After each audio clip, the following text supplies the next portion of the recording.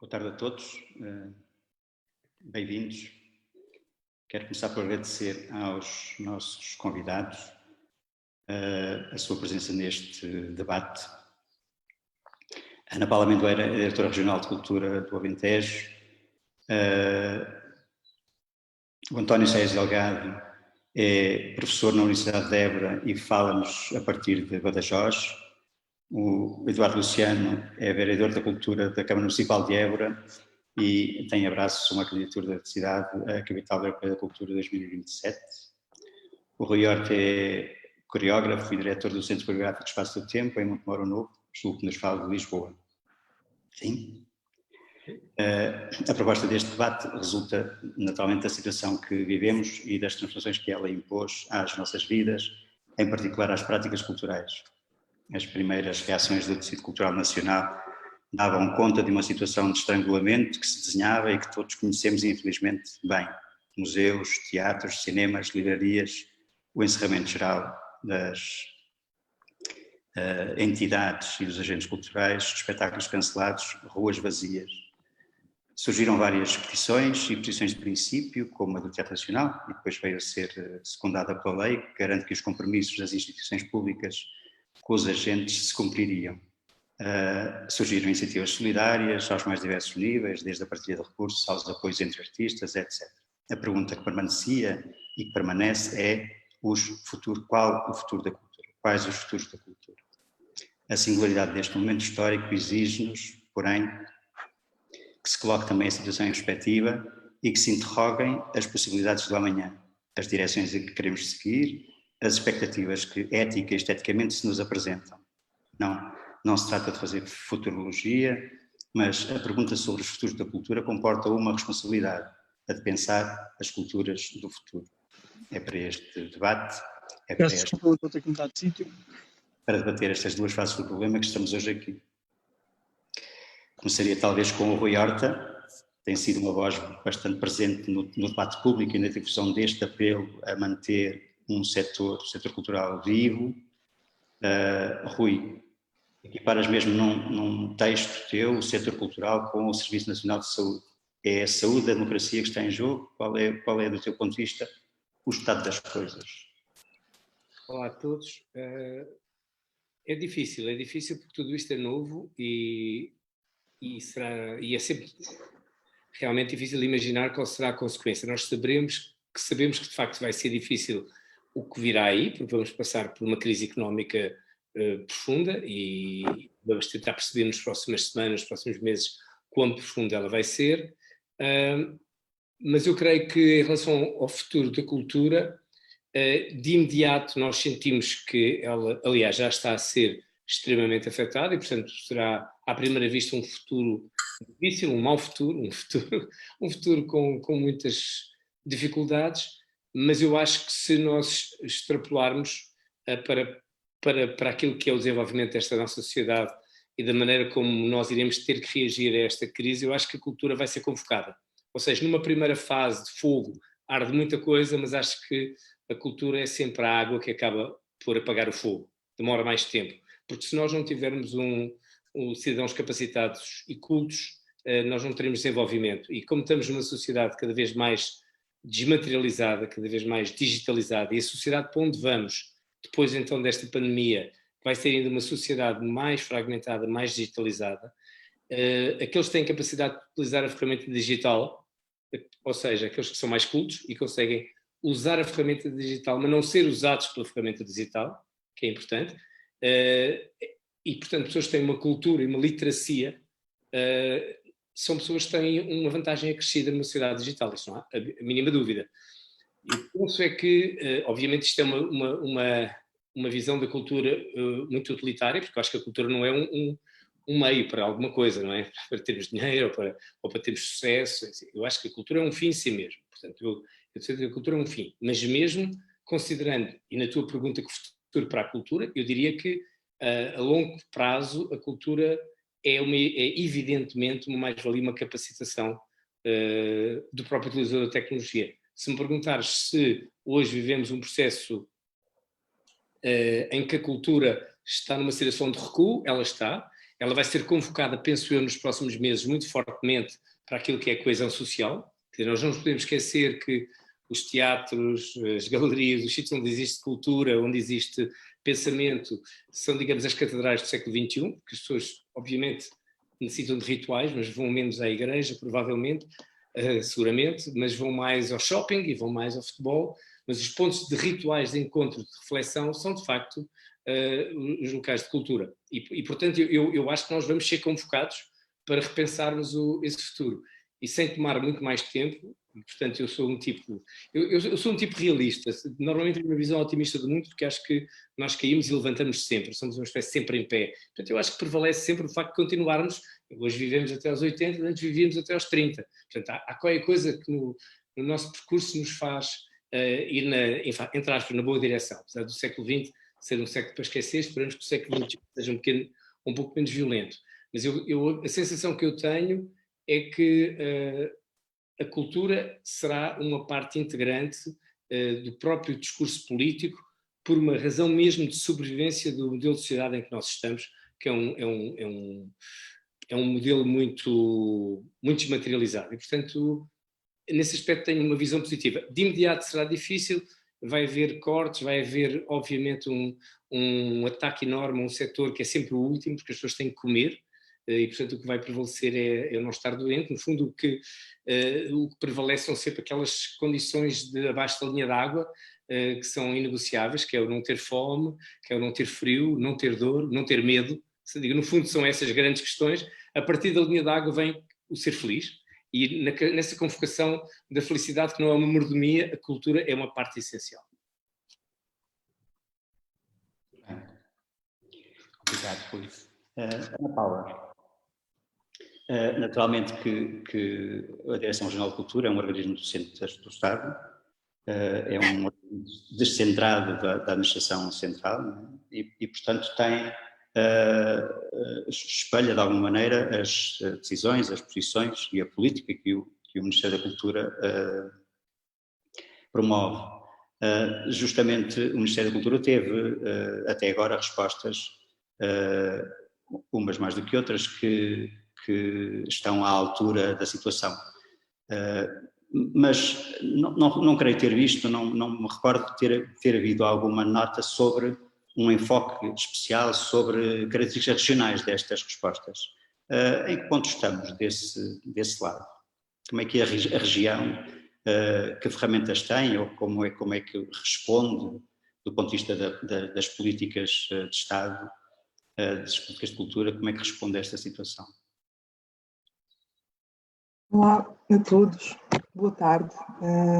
Boa tarde a todos e a todos os que nos estão a ver e a ouvir pela internet. Queria agradecer em primeiro lugar ao José Alberto, à Fundação Eugénio de Almeida, o convite e a iniciativa de promoção desta conversa. Agradecer até no sentido em que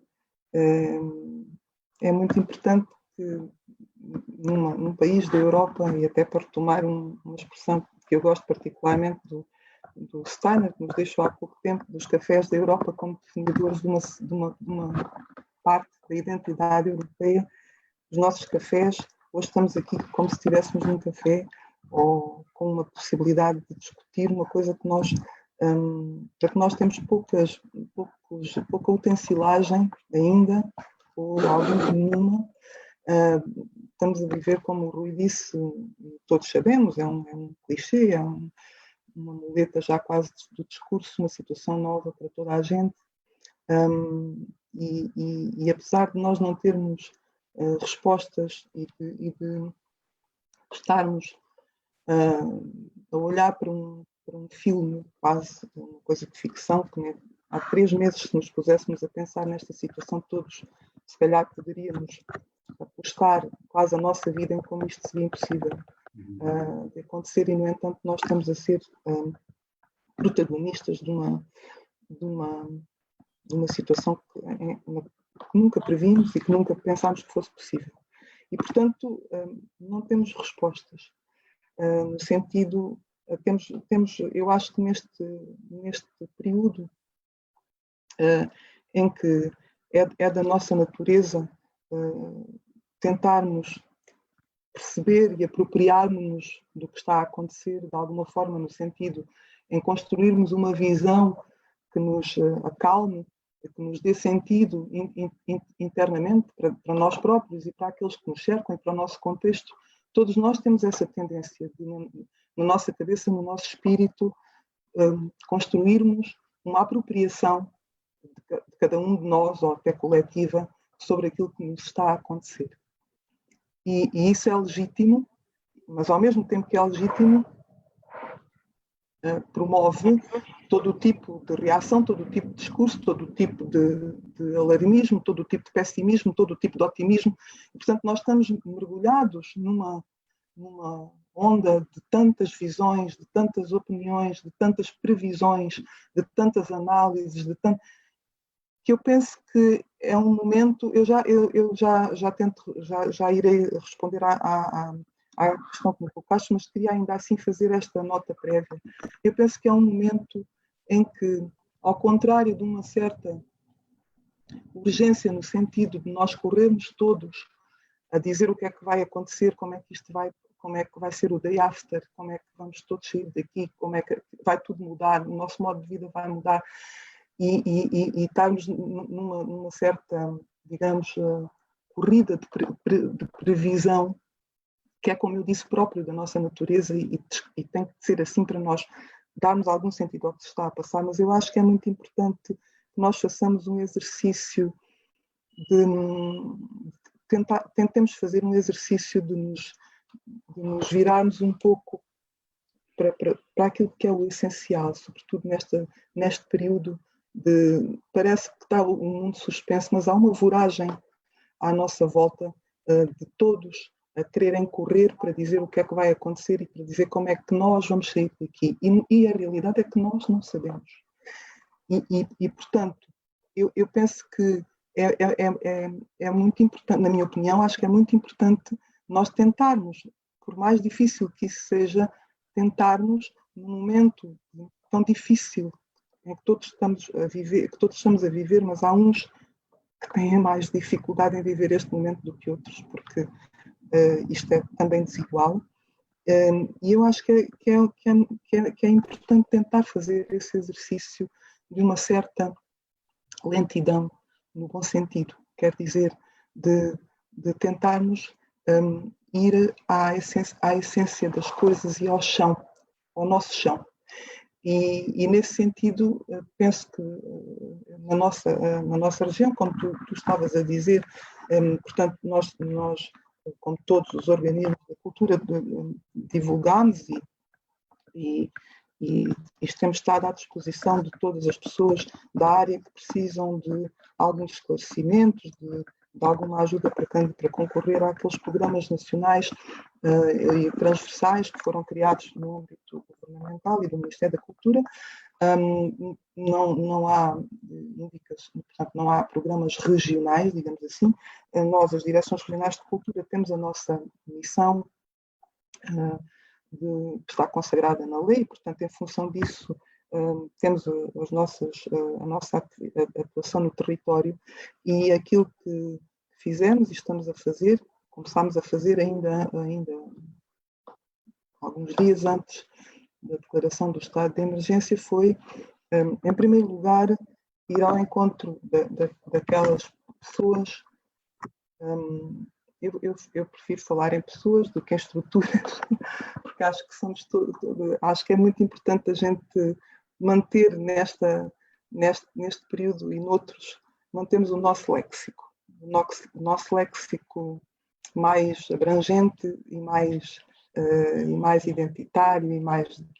Nós somos pessoas, antes de haver estruturas culturais, e as pessoas, nós pensamos nas pessoas que trabalham nesta área. E que nós acompanhamos o trabalho delas, que são nomeadamente as pessoas que trabalham em cultura com projetos apoiados pela DG Artes, e esses, portanto, que são profissionais, e esses foram os primeiros que nós contactámos no sentido de podermos fazer um primeiro levantamento sobre aquilo que era já o impacto negativo desta situação nas atividades das atividades na região do Alentejo, das atividades culturais na região do Alentejo, daquilo que estava programado e que teve que ser cancelado, e que, como nós sabemos, também já quase um lugar comum. A cultura foi a primeira a fechar e há de ser provavelmente, se calhar, um dos últimos setores a reabrir ou a retomar gradualmente a sua atividade. E, portanto, esse foi uma primeira abordagem que fizemos no sentido de tentar perceber qual era a situação aqui no Alentejo e também de fornecer esses dados à nossa tutela. No fundo, fornecer uma informação dada pelas próprias pessoas sobre o que era a situação já grave que estavam a viver. Entretanto, fomos fazendo atualizações e outros questionamentos no sentido de termos uma visão mais alargada das várias áreas que compõem a cultura, porque é verdade que nós aqui, nestes últimos tempos, temos visto aquilo que é o mainstream da discussão dos órgãos de comunicação social e das pessoas, no fundo, que fazem opinião neste domínio e claro que tudo sempre, aquilo que tem mais protagonismo a ser discutido é a cultura, aquela cultura das chamadas indústrias culturais e da cultura do entretenimento, das estruturas apoiadas e dos artistas apoiados e dos profissionais, mas depois, é como dizia o Rui há bocado, usando uma imagem que ele utilizou há bocadinho da linha d'água, mas depois abaixo dessa linha, na nossa região e nas outras, mas eu falo na nossa, há um mundo imenso de pessoas que são da cultura e que não têm nada. Nada. Que não são faladas. Até agora, ainda não se ouviu grandes discussões sobre o que é que aquelas pessoas que detêm o conhecimento tradicional, por exemplo, aquelas pessoas que são artesãos, que são artesãs, aquelas pessoas que resistem no sentido da resiliência no território, de um reduto de manutenção de um conhecimento que nós estamos em risco de perder, mas mesmo em risco de perder, e que nos vai ser muito mais importante para o futuro do que aquilo que a gente alguma vez pode imaginar. E este período em que estamos a viver vem acelerar extraordinariamente a necessidade que nós temos de recuperar o conhecimento, a nossa competência de habitar, a nossa competência de edificar, a nossa competência de mitigar as alterações climáticas, por exemplo, onde o conhecimento tradicional deve desempenhar um papel absolutamente central. E esse conhecimento está na cabeça, na alma e no corpo de pessoas. E essas pessoas detêm os saberes. E esse é um setor da cultura que é muito importante e que é preciso também resgatá-lo para a discussão pública e dar-lhe visibilidade, porque não é só importante para aquelas pessoas que vivem disso, é importante para todos nós. É tão importante como o teatro, é tão importante como a dança, como as artes performativas e como os livros, a literatura, escrever, poesia, tudo. É tão importante o conhecimento tradicional como qualquer uma das dimensões da cultura. E, portanto, eu aqui, no nosso território, diria que temos 3 ou 4 áreas em que estamos a tentar ajudar de uma forma dentro daquilo que são as nossas possibilidades, mas uma é não abandonar as pessoas, estar presente, perguntar, saber, telefonar, falar, receber os desabafos, tentar ajudar. Outra é apoiar dentro daquilo que são os nossos recursos, que são muito poucos, como toda a gente sabe, mas ainda assim podem fazer a diferença e fazem, porque era como se dizia há pouco, é a diferença entre comer e não comer. Pagar a luz e não pagar a luz. Dar de comer às crianças ou não dar de comer às crianças. E isso não se compagina com uma certa intelectualização desta situação. Não se compagina com isso. É preciso haver aqui uma ética cordial, uma ética cordis. O coração tem que vir ao de cima nesta situação e nós temos que perceber que o tecido cultural da região do Alentejo precisa dessa proximidade. Não há mais dinheiro, há menos. É aquilo que nós temos, é aquilo que pode haver, mas estamos a apoiar artesãos, projetos coletivos ligados com o artesanato, estamos a apoiar bolsas de contratação de espetáculos, de pequenos espetáculos, para os artistas não profissionais ou não apoiados. portanto, por outros programas do Ministério da Cultura, naturalmente, na região do Alentejo. Estamos a apoiar uma série de projetos urgentes que impeçam que as pessoas fiquem mesmo abaixo dessa linha d'água. Portanto, isto é a realidade na nossa região, como noutras, naturalmente, porque não quero com isto dizer que o Alentejo é pior ou melhor do que as outras. A nossa população, como todos sabem, é muito menor e, portanto, também temos menos a nossa comunidade ligada à cultura, às artes, ao artesanato, à cultura popular, tudo isso também é menor quantitativamente do que noutras regiões. Mas é a nossa e nós estamos a tentar chegar a todos aqueles casos que são mais urgentes.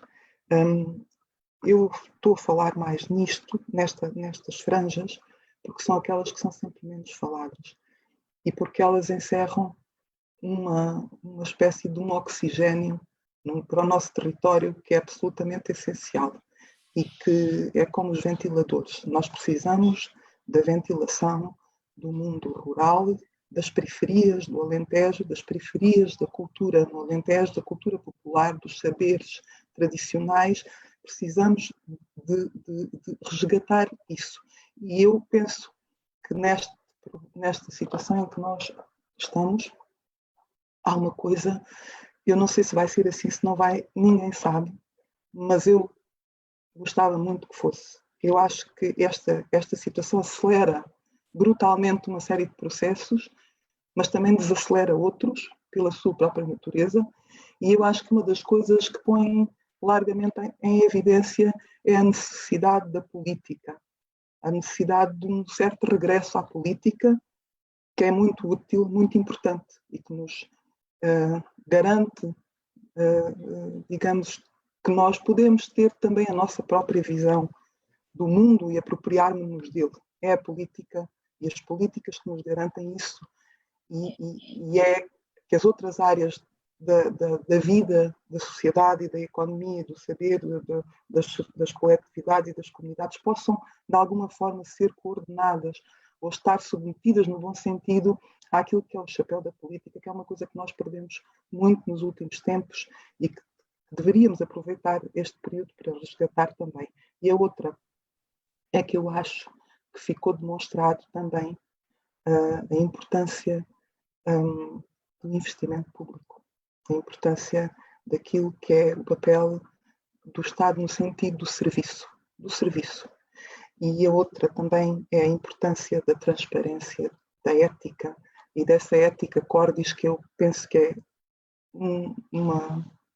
é um farol, pode ser um farol para nos iluminar no futuro, uma ética ligada ao coração, uma ética cordial, para também podermos, de alguma forma, integrarmos todas as franjas que agora ainda vão ser mais. Depois disto passar, vamos ter mais periferias, vamos ter mais franjas, vamos ter uma obrigação e uma necessidade imperiosa de combater a aporofobia, o ódio aos pobres. Eu peço desculpa, alonguei-me um bocadinho, mas como devem calcular, nós vivemos isto 24 horas por dia. E, portanto, não é fácil.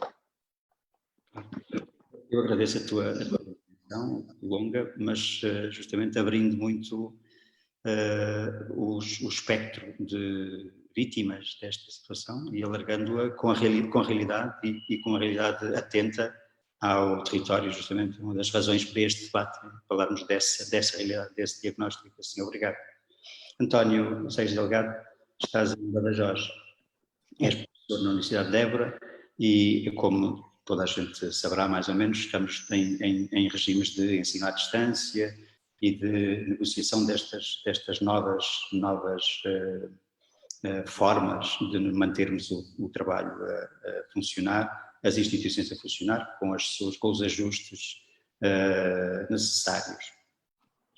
Como é que se vê esta situação, a partir daí, esta situação global, esta situação específica de Évora e de Évora a qual tu pertences, mas também essa situação a partir daí de onde estás, em Badajoz?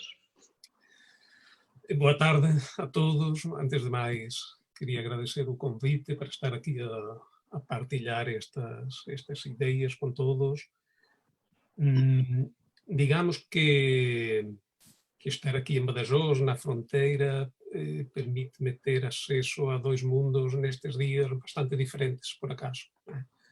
Bastante diferentes porque é o que acompanho como é natural, não é? Os meios de comunicação dos dois países, a sociedade, a cultura nos dois países. Vejo como a reação perante este problema, não é? Que a gente encontrou acaba por ser bastante diferente também porque a própria situação é diferente. Digamos que o peso e o dramatismo que toda esta situação tem em Espanha é incomparável àquele que encontramos em Portugal, e isso acaba por se manifestar em todos os âmbitos, em todos os aspectos, no mundo da política, na própria sociedade, nas formas, nos hábitos de vida, dentro do que esse sintagma hábito de vida significa hoje em dia, não é?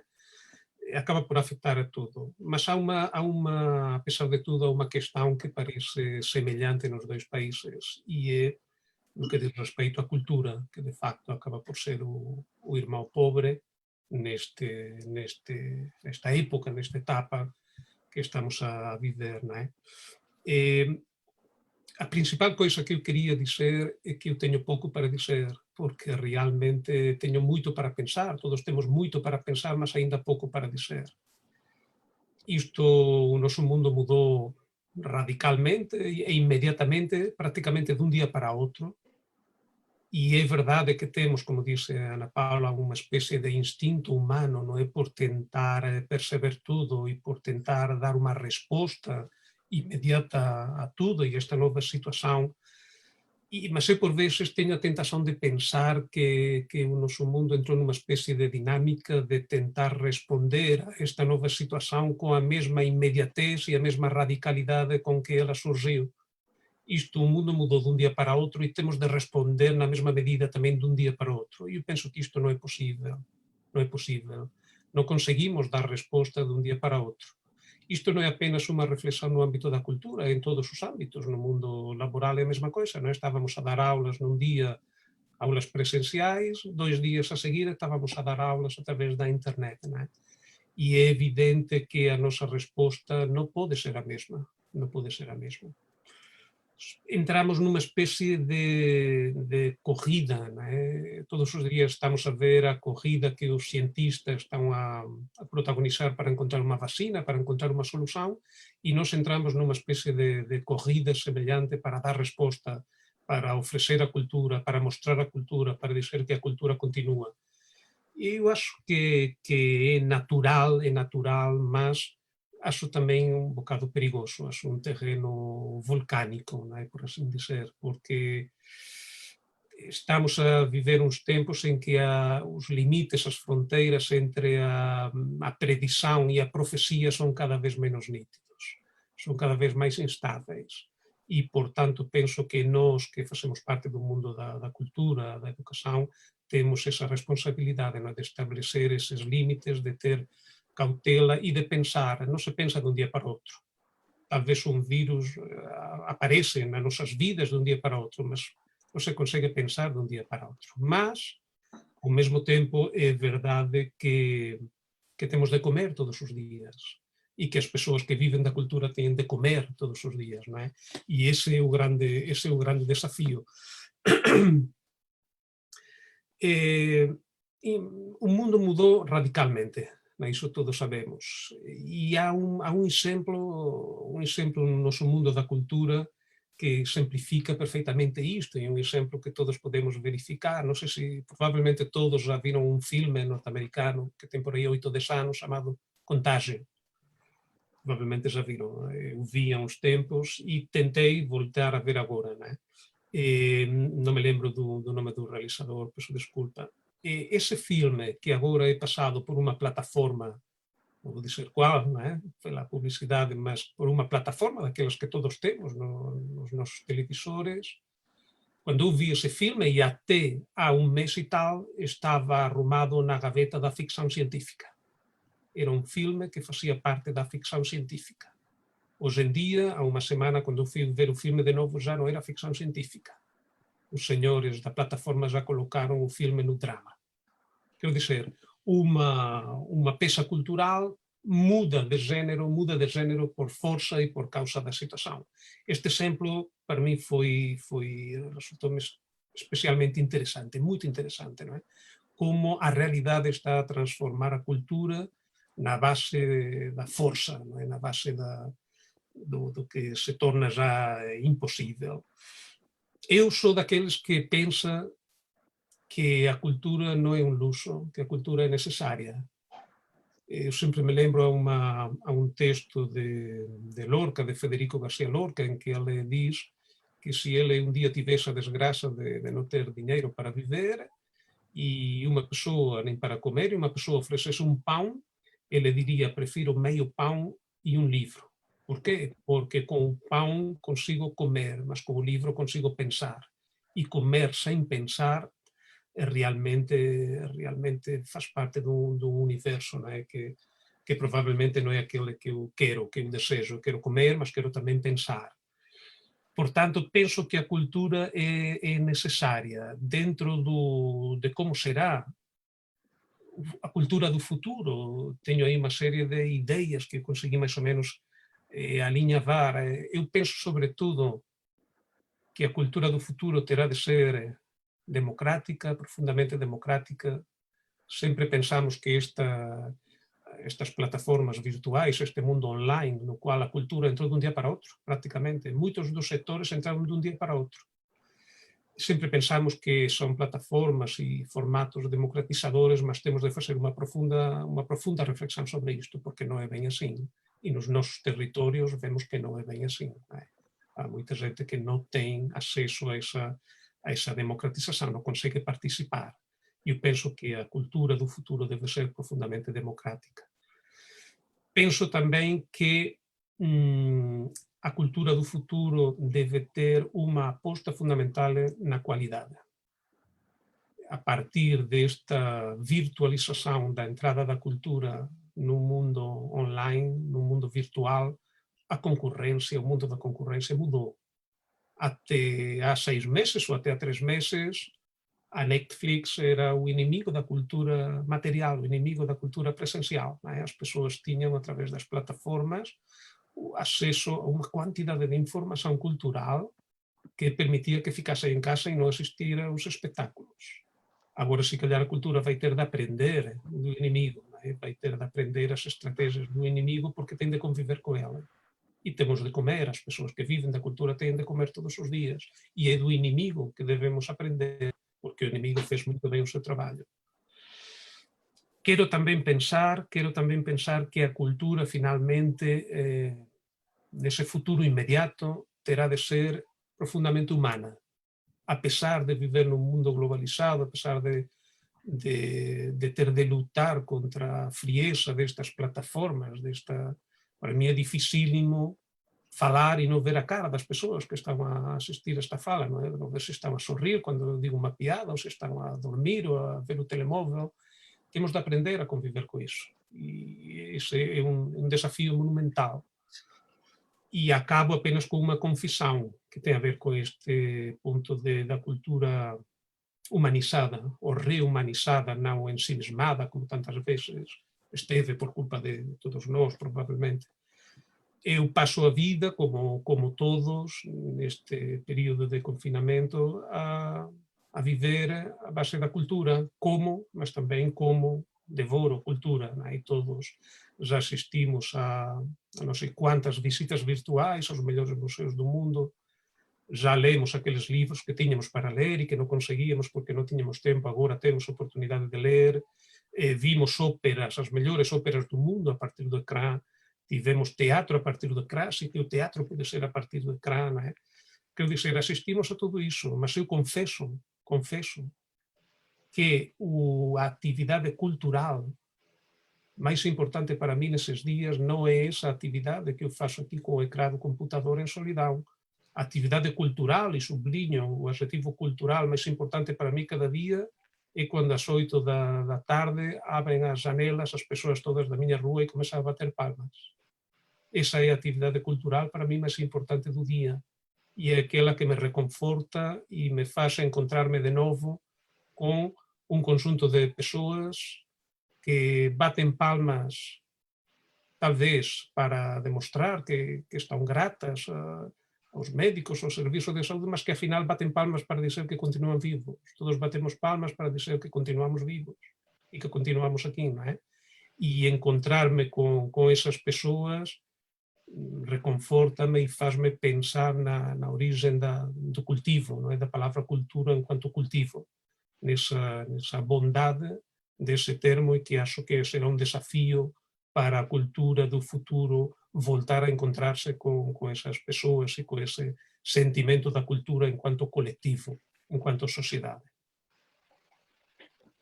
Obrigado, obrigado. Eduardo Luciano, fecharmos esta ronda e com uma dupla responsabilidade, não é?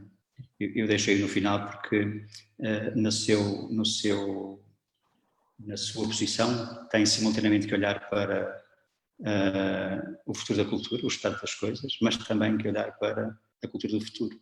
Por isso sinalizei na sua apresentação que o seu envolvimento, o envolvimento da Câmara Municipal de Évora na candidatura à Capital Europeia da Cultura, que é uma espécie de futuro imediato, de futuro próximo, que todos desejamos naturalmente, mas que se impõe, ou seja, não poderia, no seu caso, não se poderia pensar o futuro da cultura e a cultura do futuro sem pensar, sem passar por esse horizonte.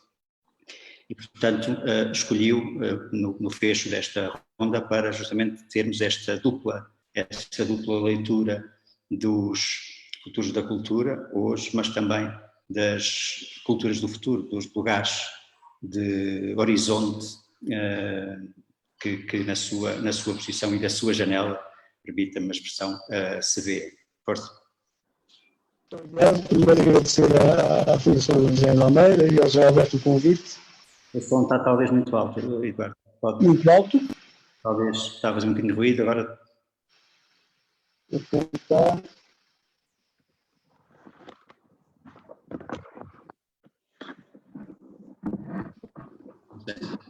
Talvez assim? Talvez, sim.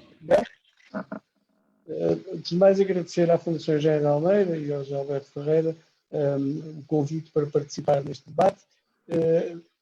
Cumprimentar todos os outros convidados, já tínhamos conversado um pouco antes de começar. E no fundo, antes de passar com essa conversa sobre o que é a cultura do futuro, ou futuros para a cultura, pegando na candidatura à Capital Europeia da Cultura, queria fundir aqui duas das intervenções feitas anteriormente, obviamente, todas elas, mas duas, a da Ana Paula Mendoeira e a do Rui Horta, uma pelo otimismo que transmite e a outra por um imenso sentido de realidade e de murro no estômago, porque de facto nós não podemos falar de futuro para a cultura sem falarmos de tudo aquilo que a Ana Paula falou, daquela realidade que muitas vezes passa ao lado destas discussões que vamos ter. Nós iniciámos um processo de candidatura à Capital Europeia da Cultura, da qual faz parte como entidades parceiras a Direção Regional de Cultura, a Fundação José de Almeida, a Universidade e muitas outras. Todos os elementos que aqui estão são de alguma forma envolvidos nesse processo de candidatura, muito antes deste acontecimento que nos varreu o nosso chão e que nos desequilibrou. E por isso, se calhar, vamos ter que voltar a olhar para aquilo que eram as premissas da estratégia de intervenção e que não tinham nada a ver, e muitos de nós defendemos isso nesta comissão executiva, e que não tinham nada a ver com aquele ano de 2027, mas que tinham a ver com uma estratégia cultural para o Conselho e para a região a 10 anos, muito para além daquilo que era 2027 até 2030. E, portanto, se calhar vamos ter que revisitar tudo aquilo que dissemos, tudo aquilo que colocámos em cima da mesa como valores estratégicos para voltar a equacionar. Porque não vai ser possível fazer da mesma forma como tínhamos pensado, não vai ser possível assumir a candidatura com as mesmas bases com que tínhamos pensado assumir e, portanto, vamos ter que reequacionar tudo, vamos ter que repensar tudo, porque senão aquilo que pensámos que era uma oportunidade uma oportunidade de ouro, diria eu, não por causa do emblema na lapela, mas que era uma oportunidade de ouro para delinear uma verdadeira estratégia de cultura para a região, se pode perder. Estamos a delinear uma estratégia com uma realidade que já não existe. E, portanto, nós vamos ter que recuperar essa discussão rapidamente, urgentemente, vamos ter que recuperar essa discussão para redefinir todos esses princípios que fomos alinhando. Antes de tudo mais, no Conselho, em particular aqui no Conselho de Évora, o que é necessário é dar resposta a todos aqueles que vivem da cultura e que, não tendo rigorosamente mais nenhuma fonte de rendimentos, como nós conhecemos muita gente, estão neste momento numa situação em que nem na rua podem tocar, nem na rua podem representar, nem essas moedas do fim do dia têm acesso. Essa é a resposta imediata. Nós podemos estar aqui horas a discutir sobre estas questões, mas há gente que vive da cultura, seja ela se for, seja ela tenha lá a latitude que tiver, mas que vive de cultura e que, como disse a Ana Paula, como disseram todos os outros intervenientes, o António te referiu várias vezes, precisa de comer. E precisa de comer fazendo aquilo que é capaz de fazer, que é trabalhar na cultura. E por isso nós vamos responder, mas as nossas respostas são sempre respostas limitadas. Eu dou um exemplo muito próximo agora, que é aquela iniciativa do Artes em Casa.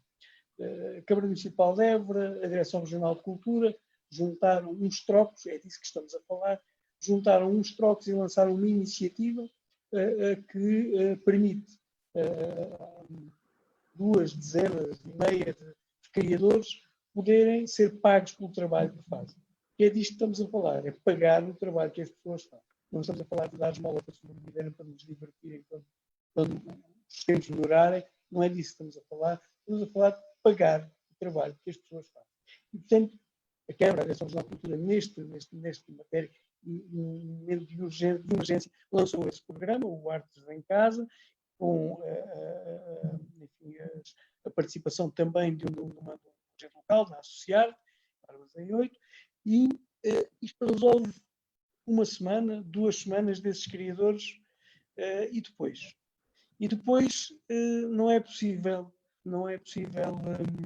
é possível ler um livro com meio pão, não é possível ler um livro sem pão nenhum.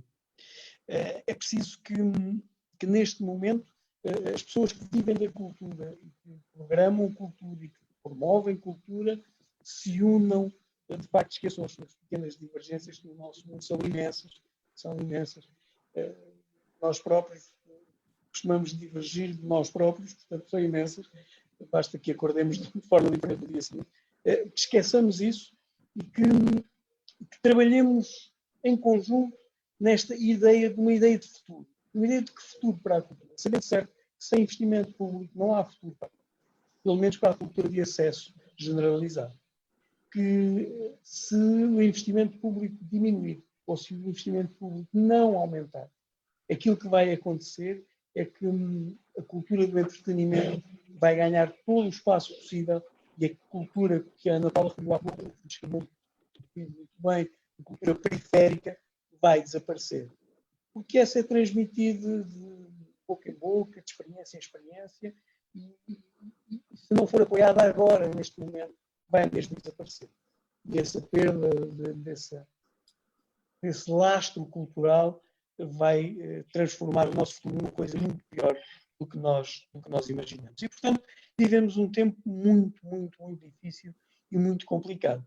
Aquele tempo em que quem tem responsabilidades políticas na cultura, como eu tenho ao meu nível, é acusado quase diariamente de eu quero lá saber da cultura, está para o buraco, está à porta da minha casa.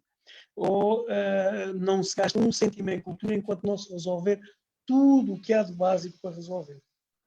Colocando as questões em contraponto. Ou seja, só há isto e, portanto, há que resolver primeiro aquelas situações que são mais perdidas e depois logo vemos as questões da cultura. E é preciso desmistificar isto. É preciso dizer que a cultura também é essencial. Tão essencial como um buraco à porta de casa.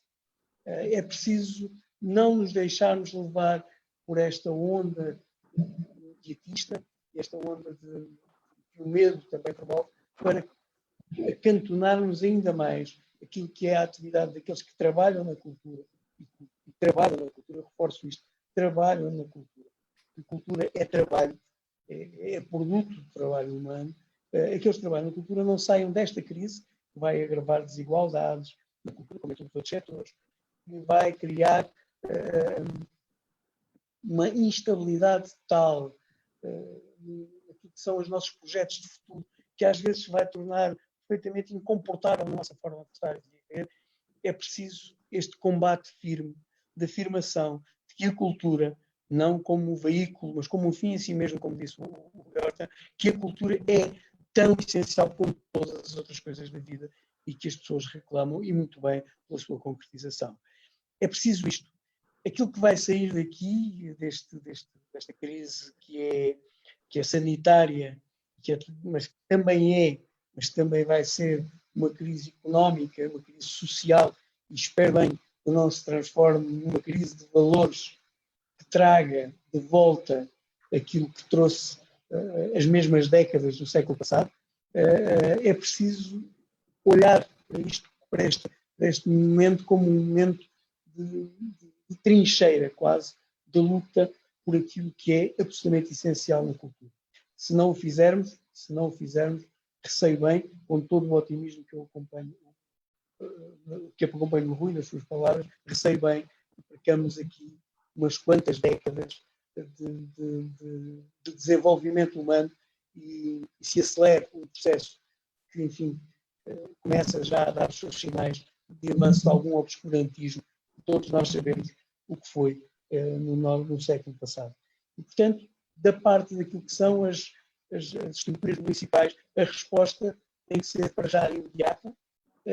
A resposta só pode ser mais imediata se forem criados mecanismos legais ao nível do Estado, ao nível do Governo, que nos permitam essa intervenção imediata.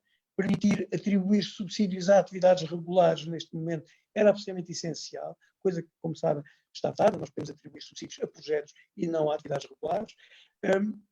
É preciso e é urgente que a fatia do orçamento para a cultura que sai do orçamento de Estado seja reforçada, seja claramente reforçada. É preciso que haja transparência na distribuição dessa fatia de dinheiro disponível e, no fundo, é preciso urgência na resposta.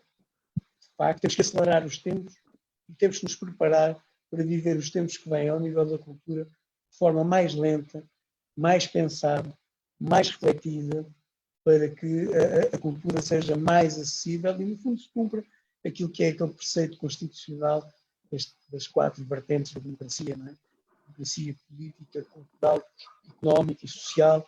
É preciso que a democracia cultural não seja a perna mais curta desta mesa do nosso sistema democrático, que começa a dar sinais de desgaste e de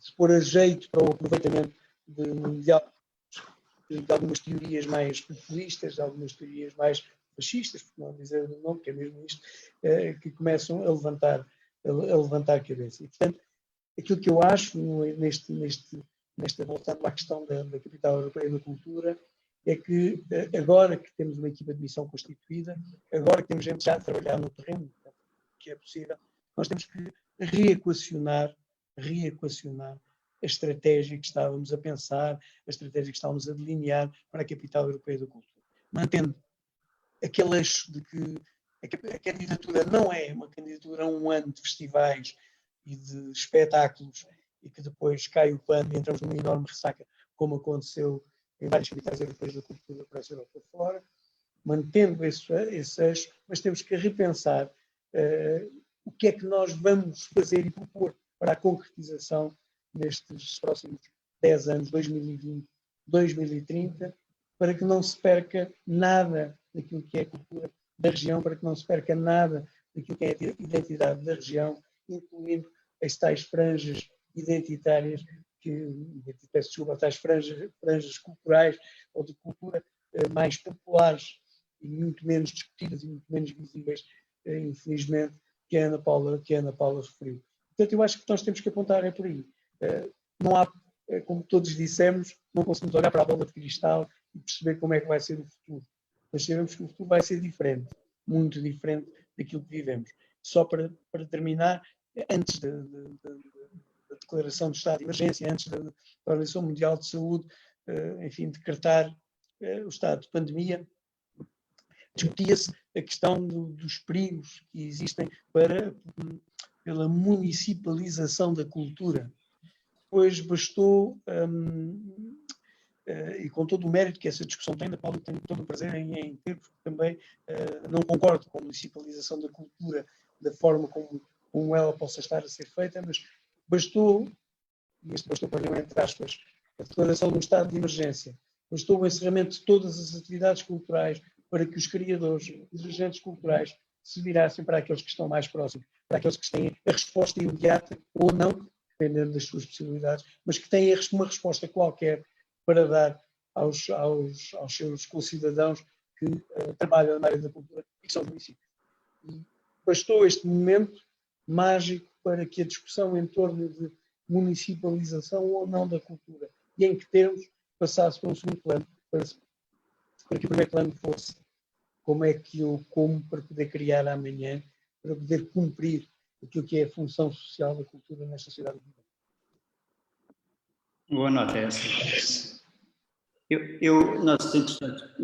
O debate seguia e há 3 comentários que eu gostava de pôr aqui em cima da mesa.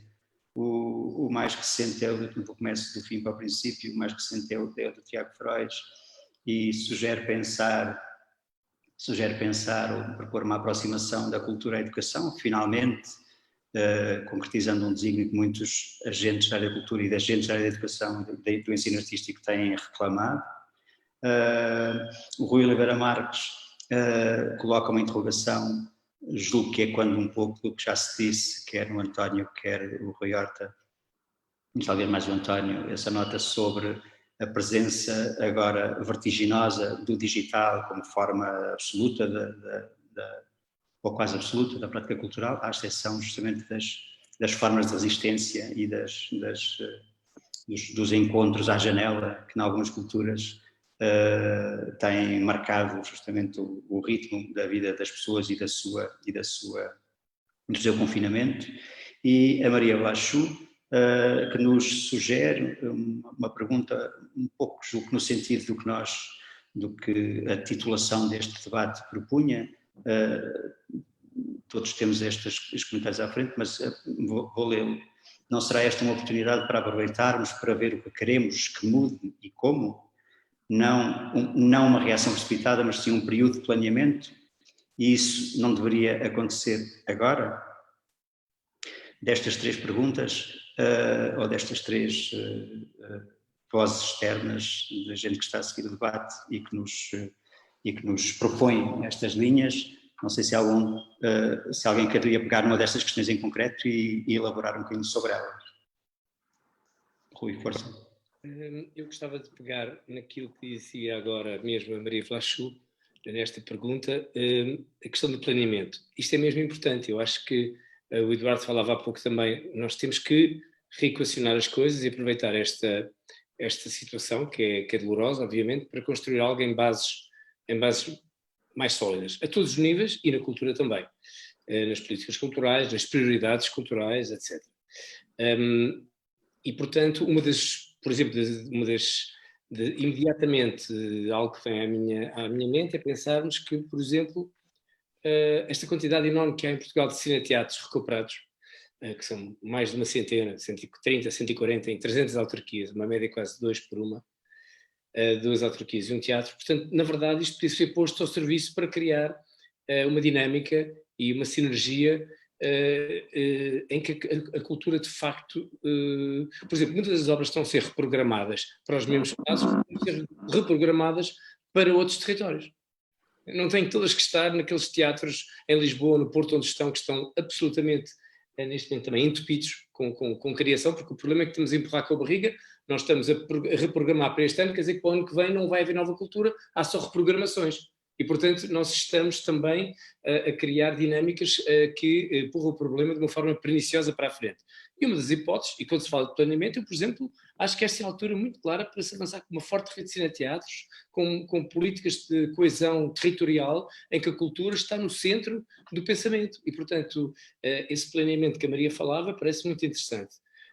Gostava também de dizer que a escala humana, sobretudo das artes ao vivo, sobretudo da live art, das artes performativas, é muito importante, o teatro, a dança, etc. Sair de casa já era um ato em si de resistência quase, porque nós temos tudo para ficar atomizados, temos canais, temos até hoje em dia a comida entregue em casa, então nas grandes cidades, é impressionante. Os canais de televisão, os conteúdos digitais, as redes sociais.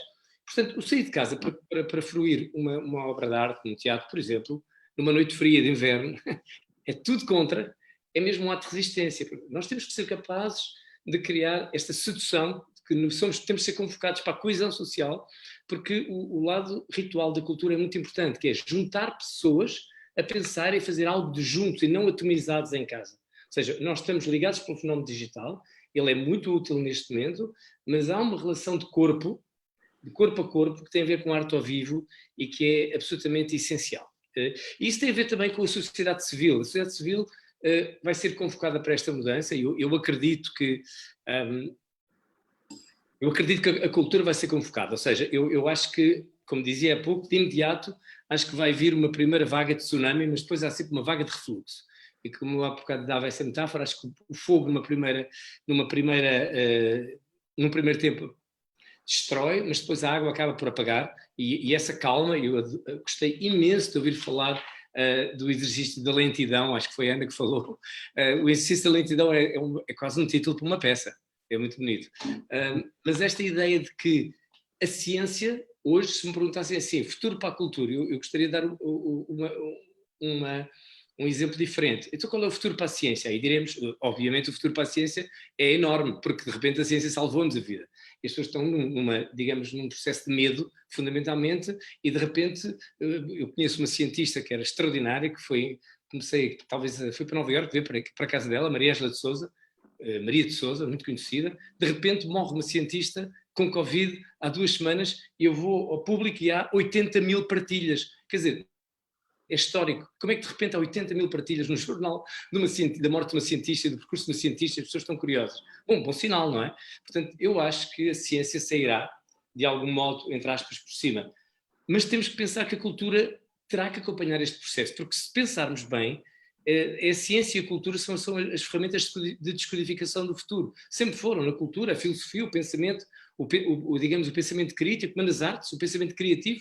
Quem é que nós nos lembramos? Por muito que o Ronaldo marque não sei quantos golos, nós vamos lembrar do Leonardo da Vinci, vamos lembrar do Saramago, vamos lembrar das pessoas que fizeram avançar a história do ponto de vista qualitativo, que deram saltos a esse nível. E não, porque haverá um que vai marcar mais 50 golos e depois outro vai marcar mais 200 golos, porque o processo é qualitativo. E nós somos, quando fazemos cultura, quando trabalhamos na área da cultura, nós trabalhamos na qualidade, no como. Isso é muito importante numa sociedade que funciona e opera na quantidade, no quanto. E, portanto, este lado de pensamento e de pensamento crítico é uma ferramenta importantíssima. É evidente, eu acho que o coronavírus, tudo o que nos trouxe, é evidente que é um motor de mudança da história. Nós não sabemos o que vai acontecer e gosto de ouvir essa ideia de que há um espaço para essa lentidão, para o pensamento, até por uma palavra muito alentejana que é a vagueza. Uma coisa que eu aprendi quando aqui cheguei, que é uma palavra extraordinária. Essa ideia de pensar e de ter humildade, de sentir, de se sentir e de se entender é muito importante e para uma coisa nova não podemos ter receitas velhas, eu acho que temos de ter receitas novas também e essas necessitam de algum tipo de pensamento e de algum tempo. Eu acredito muito na sociedade civil. Eu nunca gostei de viver num mundo em que eles resolvem os meus problemas. Eu acho que todos nós resolvemos os nossos problemas. Portanto, eu acredito muito que temos que nos mobilizar, tem que haver um elemento de partilha muito grande no futuro, aí a cultura está absolutamente impregnada, tem que haver muito ativismo. Eu acho que o ativismo já estava presente na geração mais nova, agora estará, e estava a ouvir o Eduardo falar das distopias da história, e o caldo está lá todo. Meus amigos, o caldo está lá todo.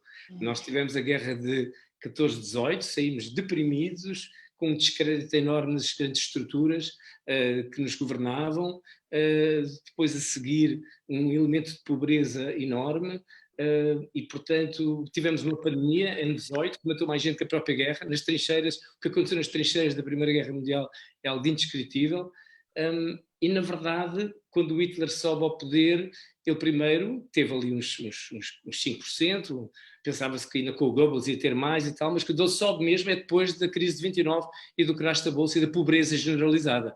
Portanto, o caldo, a pobreza é um caldo onde fermentam as maiores distopias da história da humanidade, as maiores violências, e nós, obviamente, Eduardo, temos que estar muito alerta e, portanto, a cultura vai ser convocada para esse estado de alerta.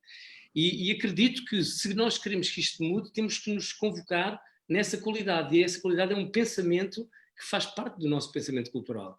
E acho que essas sociedades, por exemplo, nós estamos de volta dos nossos átomos, das nossas casas, do nosso país, mas há um mundo, o mundo que nos vai, no qual nós estamos, mas que será, se tudo corresse melhor, um mundo solidário, será um mundo planetário, é um mundo global. Não há soluções, digamos, chauvinistas, não há soluções. Por exemplo, dizemos assim, os artistas portugueses estão a passar um mau bocado e tal, então vamos programar os portugueses só. Esperem lá, isto é o que o Trump está a fazer. Quer dizer, não, nós vamos tratar do nosso quintal, mas vamos continuar a partilhar com os outros, porque senão vamos cada vez mais separar-nos, e isso é esse alerta que é sempre de contracorrente para um pensamento que é um pensamento reativo, extremamente quente, que nós, com esse tempo e com esse olhar, que é próprio também da criação e que é próprio da cultura, temos que ir alertando, porque senão estamos a criar um problema em cima do outro. E eu penso também que há algo muito importante, que me preocupa muitíssimo neste momento que estamos a viver, que são os jovens e são as crianças. E eu sinto que há um afunilamento intelectual gigantesco neste isolamento de 2 meses em casa, a olhar para ecrãs, a olhar não para a realidade, mas para uma representação da realidade que é toda ela manipulada, obviamente.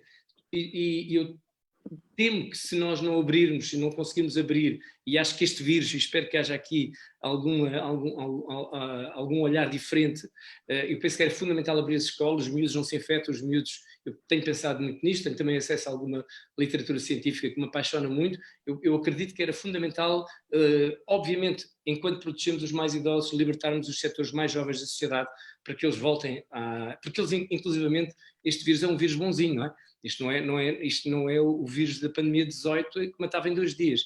Isto é um vírus seletivo até do ponto de vista etário, do ponto de vista demográfico. Portanto, eu sinto que iremos numa boa direção se pensarmos muito com, digamos, com um pensamento que não seja um pensamento standardizado. E acho que a cultura nos vai dar ferramentas, e nos dar ferramentas críticas para esse segundo olhar. A arte é algo que convoca sempre um segundo olhar sobre a realidade. Essa é, digamos, o paradigma da arte, é vermos como vês o que vês e ver outras coisas.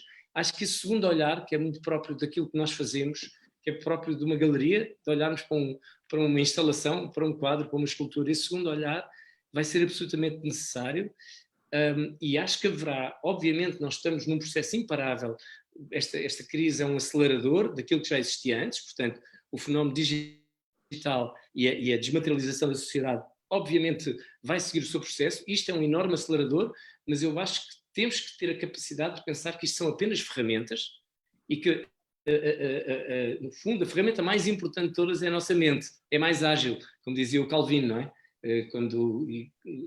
Naquele momento incrível quando ele cita o Dante, a Divina Comédia, e há uma altura em que o poeta está no cemitério e os ladrões tentam apanhá-lo e ele dá-se uns saltos fantásticos por cima dos túmulos e diz: calma, porque a especulação de intelecto é a única coisa que voa, que é mais leve do que o peso destas tumbas. Quer dizer, e nós temos um futuro em que a agilidade, a flexibilidade, a adaptabilidade e, obviamente, os outros fatores de coesão social que também são os da cultura, que são a proximidade, os fatores democráticos, o elemento de equidade, de partilha, tudo isto faz parte de um pensamento que nós temos que ter capacidade de o pôr neste momento em prática, não podemos só falar dele. Por exemplo, esta semana está a correr, desde há 2, 3 dias, uma exigência muito grande dos artistas de que a Google e que a Facebook paguem aos artistas, porque eles duplicaram as receitas de publicidade. O Facebook veio dizer que duplicou no último mês as suas receitas de publicidade. Pois bem, os artistas estão a pôr imensos conteúdos digitais na internet, estão a tentar encontrar formas de comunicar e de não parar, porque ser criador também é, de algum modo, criar ou morrer. Nós temos isto dentro de nós, é uma espécie de síndrome muito autêntico. Mas, de facto, é essencial que estas grandes firmas, que são os grandes winners e as operadoras, etc., paguem aos artistas. E, portanto, isto é uma exigência e eu acho que temos que nos juntar. E isto é ativismo, isto é algo que não são os outros que fazem, somos nós que vamos fazer. E cada um de nós tem que tomar conta agora do seu jardim com muito cuidado e de partilhar, mas de ser realmente proativo. Não podemos estar sentados à espera, nada acontece se estamos sentados à espera. Bem, força, António. Eu queria fazer apenas 2 apontamentos relativos às questões que foram colocadas. A primeira tem a ver com a questão que colocou o Tiago Frois, e eu concordo inteiramente com essa necessidade de ligar a cultura à educação. Penso que esta é uma grandíssima oportunidade, uma oportunidade histórica para fazer essa viragem, porque penso que é a altura perfeita para atingir essa excelência de qualidade através dessa ligação. E também porque receio que, em determinados contextos, não falo neste caso apenas em Portugal, mas num contexto mais internacional, se não existe essa ligação estreita da cultura à educação, a cultura possa ser usada como uma espécie de cortina de fumo mesmo. Quer dizer, eu concordo com o Rui em que a cultura vai ser invocada, vai ser chamada, sim, mas penso que da mão da educação ia com, digamos, com um peso e com uma solidez maior. Eu tenho muito medo dessa figura da cultura como cortina de fumo que já apareceu tantas vezes ao longo da história em períodos de crise. A segunda questão, a segunda reflexão tem a ver com o mundo digital, não é? Porque é evidente que uma das características fundamentais da cultura no futuro é tão simples como dizer que a cultura terá de ser paga. O espectador terá de pagar, quer dizer, agora todos temos acesso a inúmeras experiências e atividades culturais através do universo digital, praticamente todas gratuitas, não é? Todas são grátis, graças à generosidade dos artistas. Mas é evidente que isto não pode ser assim para sempre, não é? Se esta situação, é evidente que não é a mesma situação, a situação no mundo da literatura do que no mundo do espetáculo, não é? Se repararmos, a experiência literária não mudou radicalmente. Eu consigo ler um livro exatamente igual que lia há 6 meses atrás. A minha experiência de leitura é exatamente a mesma. E a escrita exatamente igual. Ora, no universo da dança, do teatro, até do cinema, a experiência mudou radicalmente. Já não existe essa possibilidade, não é? A partir daqui, com as transformações que forem imprescindíveis, terá de haver também uma componente de consumo. Não poderá ser tudo grátis, é impossível, não pode ser, não é? Porque, mais uma vez, as pessoas que vivem nesse mundo terão de continuar a viver. Então, nesse caso, penso que é uma diferença importante no que diz respeito ao consumo da cultura entre a experiência individual da cultura, a experiência da pessoa que lê um livro, e a experiência do espetáculo coletivo, que faz todo o sentido, não é? Com essa comunhão, digamos, do termo cultura que eu falei na minha primeira intervenção, não é? Essa parte de coletividade. Eu penso muito, nestes tempos, também há uma frase daquele o poeta romântico, o Conde de Lautréamont, que disse que a poesia devia ter por objeto a verdade prática. E ele cria esse conceito, a verdade prática. E eu penso que a cultura está exatamente nessa fase da necessidade de criar uma verdade prática, de demonstrar uma verdade prática. Uma verdade que chegue às pessoas e que se torne não numa odisseia ou numa aventura ensimesmada, mas numa questão extremamente prática na vida das pessoas, porque é tão simples quanto isto, a cultura tem de ser útil nestes tempos e as pessoas estão a precisar, estão a necessitar dessa experiência que a cultura poderá fornecer, mas sempre teremos de aprender a pagar por essa experiência. Em relação às questões, e não, naturalmente concordo com o que disse o Rui, com o que disse o António e também com as outras intervenções da nossa primeira ronda, portanto não vou estar a repetir. Mas ainda assim queria juntar duas coisas àquilo que disseram e tentando também dar um contributo para as questões que foram colocadas, quer pela Maria Lachu, quer pelo Tiago, neste sentido do planeamento e da ligação da cultura com a educação. Claro que são questões importantíssimas e de fundo.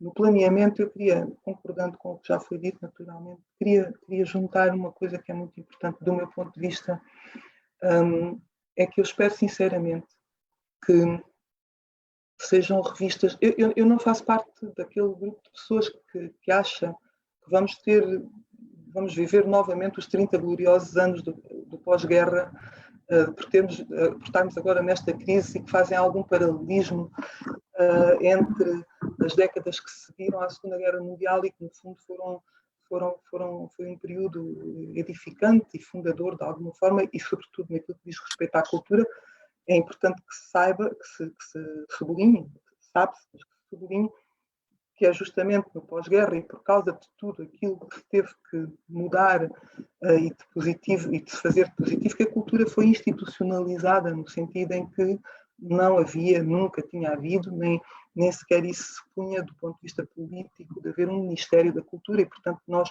no fundo, o facto de haver políticas culturais com este nome e a institucionalização da cultura, devemos-lo ao Ministro da Cultura francês do pós-guerra, ao André Malraux, no fundo, que foi ele, e depois esse modelo foi replicado primeiro na Europa e depois um pouco por todo o mundo. Mas isso é um momento fundador daquilo que é o Estado a assumir a importância de ter um setor de políticas públicas dirigido concretamente para a cultura. Mas estamos a falar de um período em que havia os crescimentos era de 7%, portanto havia uma possibilidade de redistribuição que era mais fácil e maior do que nós temos hoje em dia, e sobretudo havia outras opções, por isso é que eu há bocado na minha primeira intervenção disse que era muito importante que a política voltasse ao palco. É muito importante que a política volte a assumir o seu protagonismo e o seu papel. Porque neste momento nós não temos esse papel. Porque nessa altura, de facto, o protagonismo era da política, não era dos outros setores da finança nem da economia. Era o protagonismo da política. E isso permitiu, de facto, criar políticas públicas na área da cultura, das quais até, em muitos casos, no Ocidente, nós hoje ainda estamos a viver. E o modelo é com muitas alterações, mas a base ainda, no fundo, nos vem desse período. Ora, o que eu penso e, portanto, eu retomando o que estava a dizer, não acho nada que seja assim uma grande esperança que nós agora tenhamos à nossa frente um período de anos gloriosos, no fundo, mutatis mutandis, como foi esse período do pós-guerra. Não acho que não vai ser. Ainda assim, acho que algumas coisas, as crises, não é? Até para ir à raiz da palavra, não é? A crises e o kairos não é aquele momento em que a gente tem que aproveitar para curar o doente, não é? No sentido, e se não aproveitamos, passa o momento, e o momento não é assim tão longo. E há um momento que eu acho que é este que estamos a viver, nós temos que aproveitar para pressionar, para divulgar, para discutir, para tentar passar a importância de que os indicadores para o investimento na cultura não podem ser principalmente quantitativos, como têm sido até aqui. Os indicadores para o investimento comunitário, para os financiamentos nos PO regionais, não podem ser o número de quartos para turistas que um momento recuperado vai dar. E por mais absurdo que isto possa parecer, estes indicadores são os indicadores que existem, são indicadores que existem. Portanto, um momento tem que se demonstrar aquilo que é a taxa de ocupação hoteleira que possa gerar para que se possa aprovar um financiamento, por exemplo, para o restauro do Monumento Nacional. Ora, isto levado a este ponto, naturalmente que é absurdo, mas nós todos vivemos de alguma forma em momentos absurdos e este é uma regra absurda, mas que vigora. É muito importante que se perceba que se alguma coisa nós temos praticamente a certeza de que vai mudar, ou de que está a mudar, é que, pelo menos por um período mais ou menos razoável, os acontecimentos de massas na área da cultura vão ser fortemente limitados. E vai haver regras sanitárias, naturalmente, mas que depois se vão repercutir. As grandes exposições, absolutamente mediáticas, a nível mundial, nos grandes museus, com milhares de pessoas nos museus e mais outros milhares à porta, e filas intermináveis, acabou. E eu devo dizer, e ainda bem, nesse sentido, se isso durar durante 2 ou 3 anos, eu acho que isso nos vai dar a possibilidade de nos recentrarmos, porque aquilo em que se estava a tornar o espetáculo, o puro entretenimento daquilo que são a essência dos museus, era alguma coisa que para as pessoas da área, que trabalham na área da cultura e que pensam nestas coisas e que se preocupam com estas coisas, estava-se a tornar quase insuportável. Era uma escalada de uma corrida para não se sabia para onde, e que agora com certeza que isso vai ter que ser pensado. E, portanto, o financiamento para os museus vai ter que ser reequacionado, por exemplo, e não pode, de modo a ser avaliado o trabalho de uma instituição cultural com um indicador do número de visitantes e dos aumentos sucessivos de números de visitantes. Isso é alguma coisa que vai ter que ser pensado, quer queiramos, quer não, porque releva do período que estamos a viver e das suas regras que vamos ter que cumprir ainda durante mais algum tempo, se é que não será mais tempo do que aquilo que nós estamos a pensar.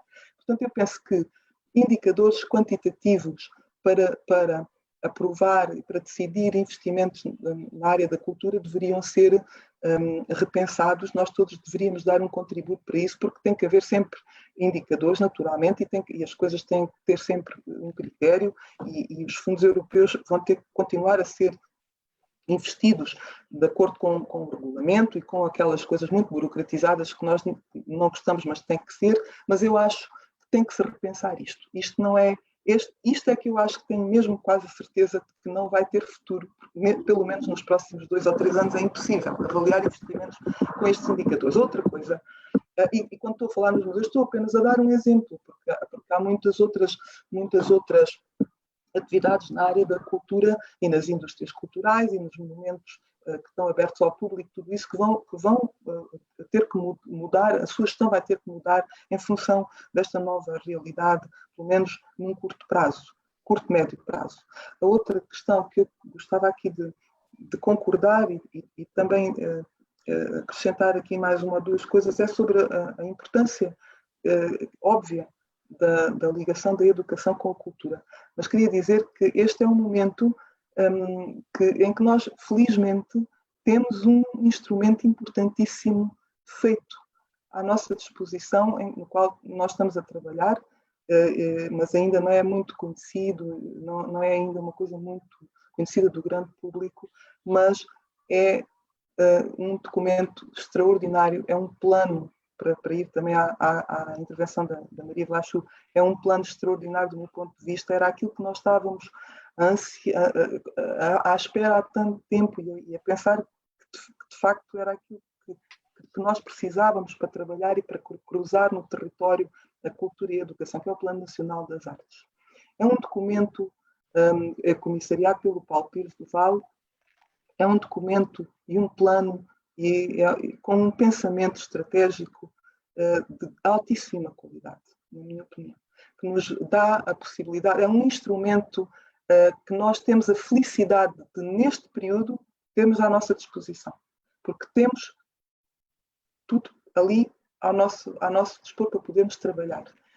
E depois, como qualquer bom plano estratégico tem uma margem de flexibilidade e, portanto, de inteligência, porque a inteligência é flexível, senão não é a inteligência, que nos dá a possibilidade, de facto, de adaptar, como dizia o Rui há bocado, de adaptar àquilo que é esta situação, que era absolutamente impensável quando o plano foi pensado e construído e aprovado pelo governo.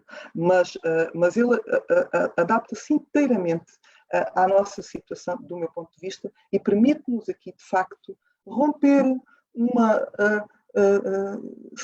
quase séculos de despartilho entre a educação e a cultura.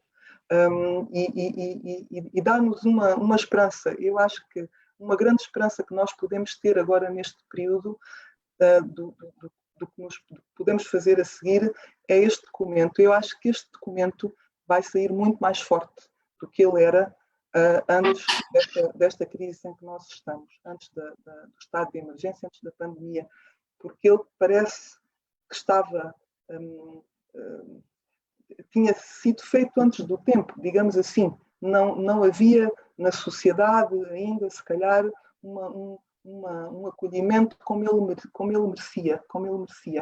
E eu acho que agora as condições estão muito mais maduras para que aquele seja o grande plano de trabalho na área da cultura e da educação. Não pode ser de outra maneira, mas temos a sorte de já ter isto pensado, bem pensado. Nós estamos a trabalhar já no sentido de seguir algumas linhas com a nossa criatividade para o nosso território, porque justamente, como eu disse, o plano tem flexibilidade inteligente, permite isso, que nós adaptemos o plano àquilo que é a nossa realidade, e uma das coisas em que nós estamos a trabalhar muito fortemente é em poder construir uma responsabilização cultural das empresas, e sobretudo das empresas, neste caso do Alentejo, das empresas que trabalham na agricultura, no sentido de construir uma atitude pedagógica e didática para o setor empresarial, que durante este tempo temos tido tantos problemas com os projetos de agricultura intensiva,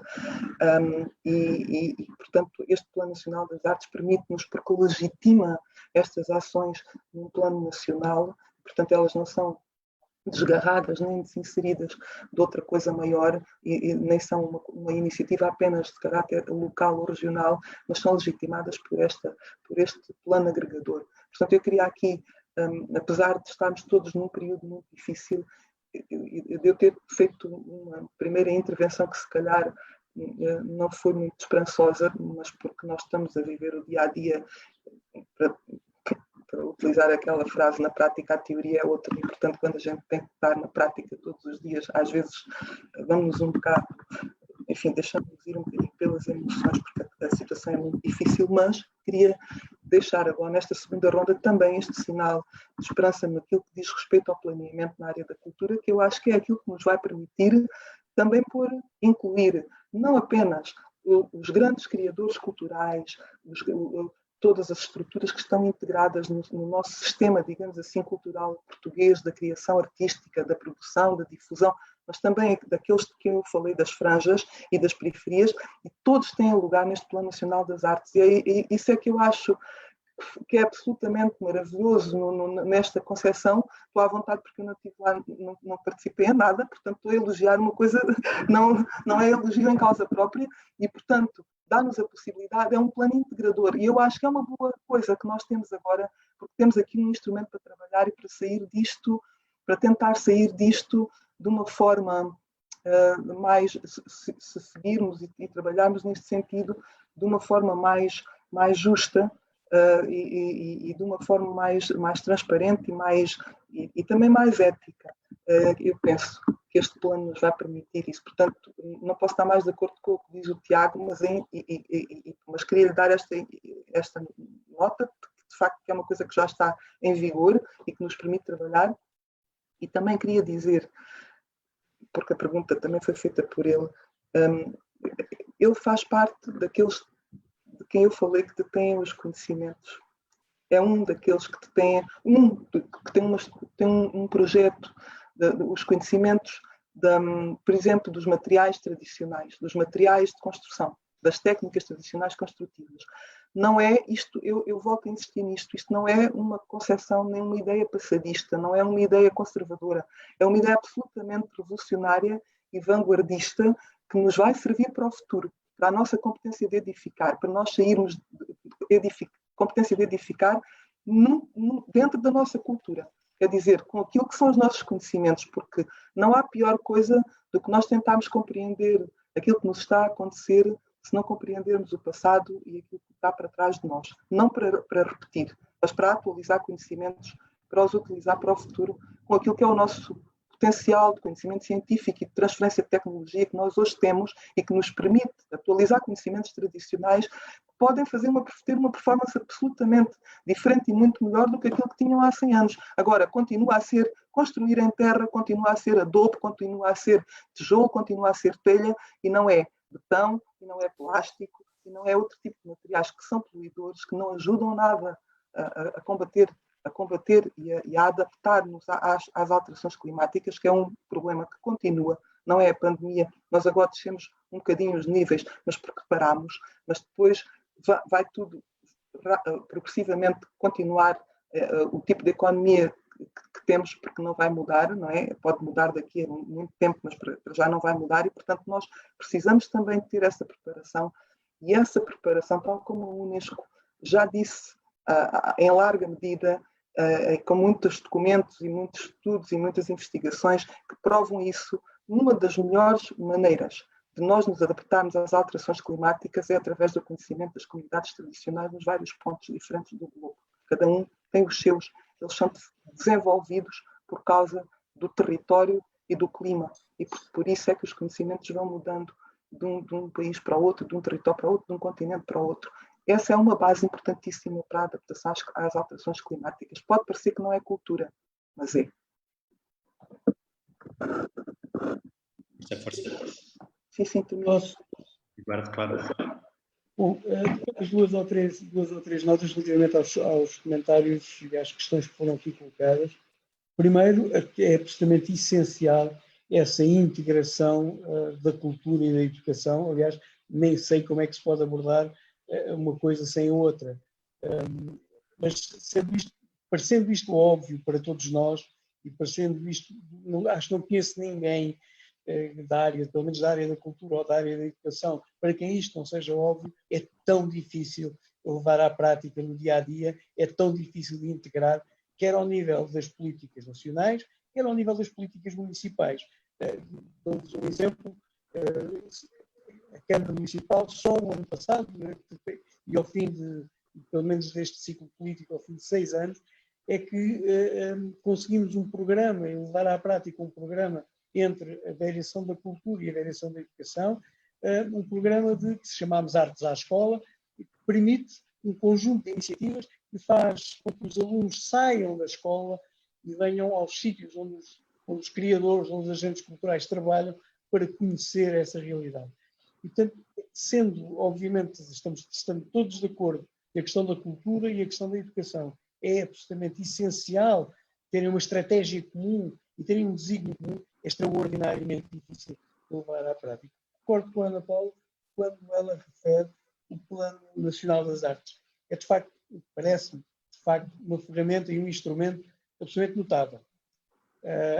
Seremos nós capazes, no dia-a-dia, aos diversos níveis, de o levar à prática? Também concordo com a Ana Paula, temos agora aqui uma oportunidade de ouro, apesar de ser uma oportunidade criada por uma crise que ninguém desejaria, temos aqui uma oportunidade de ouro para o testar. A tal flexibilidade, a tal plasticidade do plano, que só demonstra a bondade da sua criação, tem agora um momento decisivo. Será que nós seremos capazes desse tal momento de ativismo, como dizia o Rui, e de cada um de nós fazer a nossa parte para o levar à prática? É que a ferramenta existe, de facto, e tem as qualidades que a Ana Paula nos atribuiu. Mas temos que ser nós, fazer a nossa parte e exigir que os outros façam a sua parte. Porque senão vamos ficar com um ótimo plano, mais uma vez, temos a ferramenta, mas não conseguimos construir a peça. Outra questão que estava aqui tem a ver com o planeamento e com a estratégia colocada pela Maria Guaxu. Obviamente que este tempo em que tudo reduz, em que a nossa atividade reduz, em que vivemos um tempo mais lento, tem que servir exatamente para isso. Para além da resposta imediata, da tal urgência ou emergência, como queiram chamar, este tempo de planeamento. E por isso é que eu referi há pouco, quando falei da Capital Europeia da Cultura, dar 2 passos atrás para voltar a pensar no que é que vamos fazer, no que é que vamos construir, é absolutamente essencial. E, portanto, não oferece mais nada a dizer, se não acompanhar, de facto, a pergunta, que não é uma pergunta de retórica, de facto, ela quer afirmar essa necessidade. Por outro lado, a questão que é colocada agora aqui pelo Tiago Freud, e que é muito interessante, que é: será que nós conseguiríamos juntar 130 pessoas num auditório para este debate? Não sei, tenho dúvidas. Acreditando na nossa capacidade de mobilização, acreditando que todos temos muitos amigos e muita gente envolvida na área da cultura, tenho sérias dúvidas que tenhamos e que consigamos colocar 130 pessoas no auditório para este debate. E o que é certo é que tivemos aqui durante esta tarde 130 pessoas a ouvir-nos, a comentar. A mim falta-me, como o António dizia há pouco, a mim falta-me o olhar das pessoas. Falta-me perceber se estou lá a chegar ou não, ou se este é o momento em que foram beber o café. Falta-me perceber, falta a interação, faltam pessoas aqui. Tal como no Artes em Casa, eu assisti à primeira gravação e é desolador ouvir alguém cantar ou tocar. Diz que não há palmas, não há manifestações de apreço, é frio, e portanto falta-nos isso. Mas de facto temos aqui 130 pessoas a interagir, a colocar questões, como diz o Tiago, com a vontade que os tímidos não terão no momento de sala cheia. Por último, uma referência a uma pergunta de Carlos Moura Carvalho, que pergunta se o futuro é otimista para a cultura. E se nós entendemos que vai haver uma maior abertura à sociedade civil, e que se há uma oportunidade para novas políticas públicas, eu acho que temos que ser otimistas, não há volta.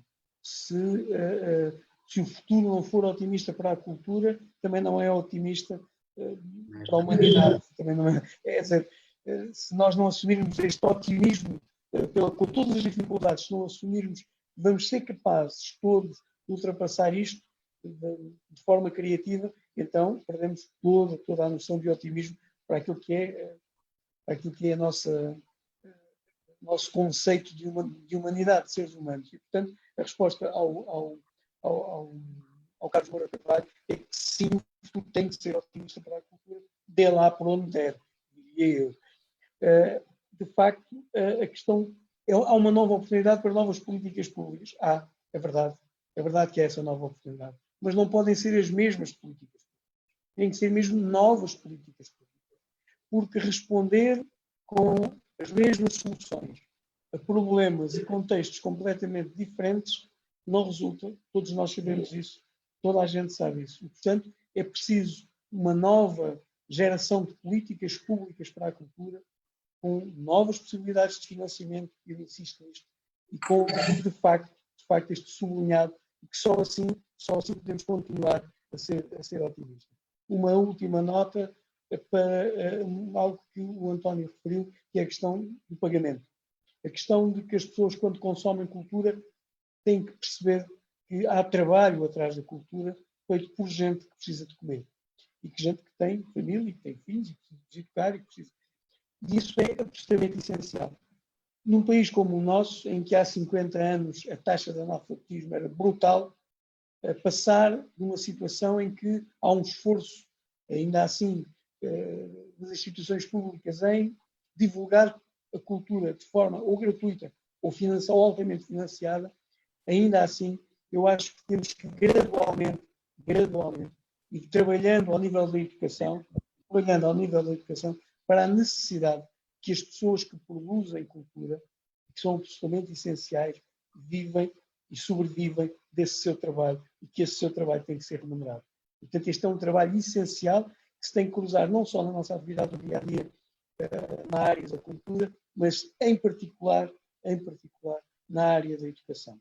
Nós temos fenómenos absolutamente contrários a tudo aquilo que estivemos aqui a dizer, como, por exemplo, se nós desafiarmos um conjunto de alunos do básico a ir ao Teatro Garcia de Rezende ou à Fundação Engenho de Almeida para assistir a uma peça de teatro, ou um filme, ou uma outra qualquer atividade performativa, e pedirmos aos pais o pagamento de 2 euros, nós temos muita dificuldade nisto. E, no entanto, há momentos no ano em que os mesmos pais conseguem disponibilizar 30 euros para, através da escola, os seus filhos irem a Lisboa consumir entretenimento puro, onde muitas vezes não se consegue extrair mais nada de educativo que não seja o brilho das luzes e a música ordenada. E, portanto, nós temos que trabalhar isto ao nível da educação das crianças, dos alunos, porque são eles que vão educar os pais. São eles que estão a educar os pais quando se trata da seleção do lixo, e são eles que vão educar os pais quando se tratar da importância de pagar a cultura como se paga uma outra qualquer atividade, sendo que é absolutamente essencial. Muito bem. Eu julgo que é chegado o momento de nós encerrarmos este debate, esta conversa.